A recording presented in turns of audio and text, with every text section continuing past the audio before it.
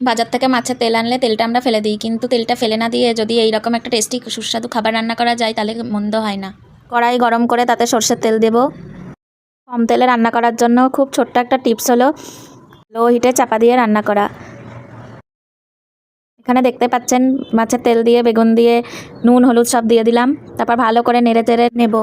বেগুন ভাজতে গেলে অনেকটাই তেল লাগে, কিন্তু এখানে খুব কম তেলে আমি বেগুনগুলো ভাজবো। এরপরে আমি পেঁয়াজ দিয়ে দিলাম। মাছের তেলে পেঁয়াজ না দিলে খেতে ভালো লাগবে না। আর এখানে দেখতেই পাচ্ছেন আমি একদমই তেল দিইনি বেশি, খুব সামান্য পরিমাণ দিয়েছি শুধুমাত্র মাছের তেলটা ভাজার জন্যই। ভালো করে আমি মশলাগুলোকে মিশিয়ে নেব সবজির সাথে, তারপর ঢাকা দিয়ে দিয়ে এটাকে রান্না করব। কম তেল মশলায় ভালো রান্না করার টিপসই হচ্ছে ঢাকা দিয়ে লো হিটে নেড়ে চেড়ে রান্না করা। যতক্ষণ না চচ্চড়ি থেকে তেল ছাড়ছে ততক্ষণ পর্যন্ত আমি এটাকে রান্না করব। ঢাকা দিয়ে দিয়ে রান্না করেছি, ঢাকা খুলে দেখেও নিয়েছি অনেকবারই যে রান্নাটা হয়েছে কিনা। আমাদের জেনারেশনে ভালো থাকাটাই আশীর্বাদ, তাই কম তেল মশলা খাওয়া সবার পক্ষেই ভালো। রান্না ডান। ভিডিওটা দেখার জন্য